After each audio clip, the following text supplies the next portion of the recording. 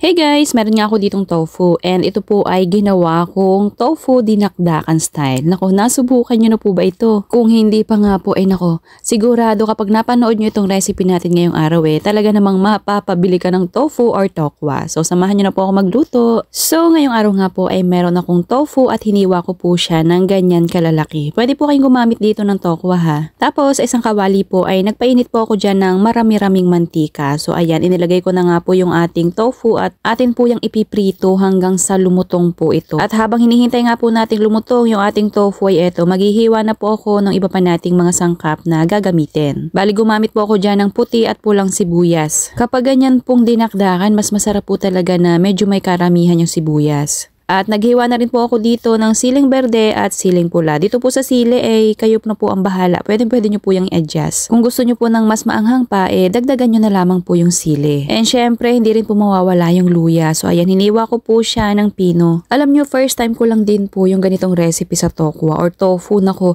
napakasarap po pala at talaga namang nadadagdagan na naman yung paborito kong luto sa tofu. Kaya naman kapag napanood nyo ito, nako, isubukan nyo na rin po. So ayan, malutong na nga po itong ating tofu. Kapag ganyan na po ay pwede nyo na po yung hanguin. Mas maganda po at saka mas masarap po talaga kapag palulutungin nyo po katulad po nito. So ayan, atin po munang patitigisin yung mantika.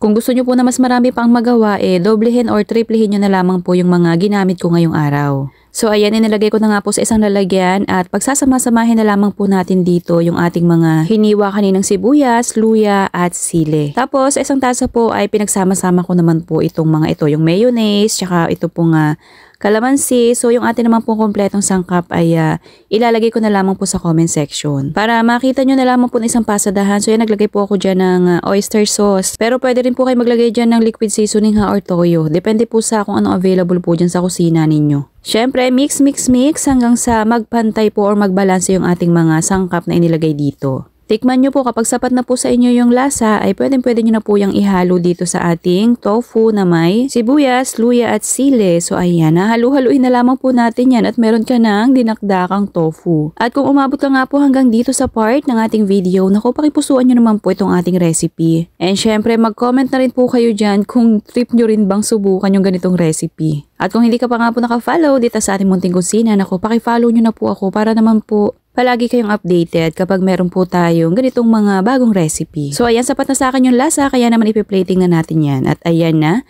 ready to serve na yung ating tofu dinakdakan style. Masarap na ulam, and syempre alam nyo na, napakasarap din niyang pulutan. Kaya naman kung wala pa kayong naiisip dyan na ulam or hindi nyo pa po ito nasusubukan, nako, subukan nyo na po dahil talaga namang magugustuhan nyo rin. Serve and enjoy!